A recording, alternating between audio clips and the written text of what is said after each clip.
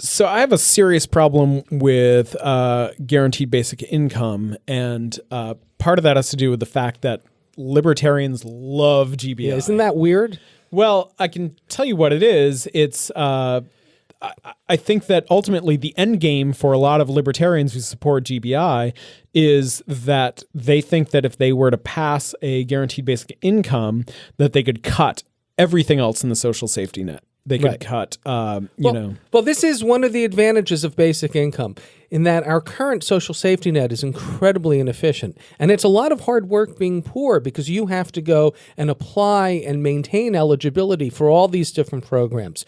You'll be getting Medicaid and food stamps, SNAP, housing assistance, home heating assistance. Right. Around here, you can get discount on your transit passes. There's all these things, and it's a very complicated set of programs. They don't all work together. And there's a lot of inefficiency in providing all these things individually, whereas we could eliminate all of that, save all the money of administrating the entire social safety net, and replace it with a single monthly check. Yeah, but like most libertarian ideas, it doesn't take actual human nature into account. And there are going to be people who are, addicted to drugs or, right. They're going to drink their check, and then what? And then what? And then do you just let them die in the street? Well, right. And so, and the other thing is, of course, is that, and I think you agree with me, and you were going there, these libertarians aren't necessarily honest negotiating partners. That one of the advantages to this incredibly Byzantine and inefficient social safety net we have is that as complicated as it is to administer, it's just as complicated to dismantle because you have multiple constituencies who are defending it.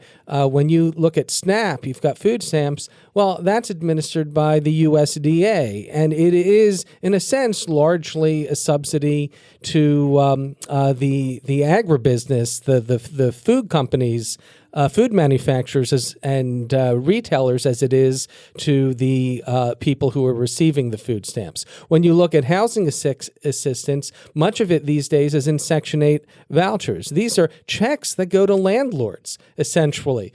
So now, you can take these low-income families into your rental units, and the government is writing you a check, and it's guaranteed. You're going to get that regardless of whether they can pay the rent. The government's paying the rent. All across the board, every time, and we've seen this when the Bush administration went after Social Security, you have the AARP defending Social Security. Recently when they went after Obamacare, well, in fact, the healthcare industry was defending Obamacare. Once you build these things, it's very hard to take them down.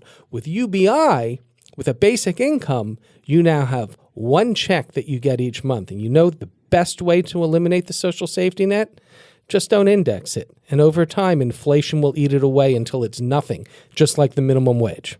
Yeah, and once it's gone, it's gone. Right. And that changes expectations in a pretty dangerous way, in that there's just no way to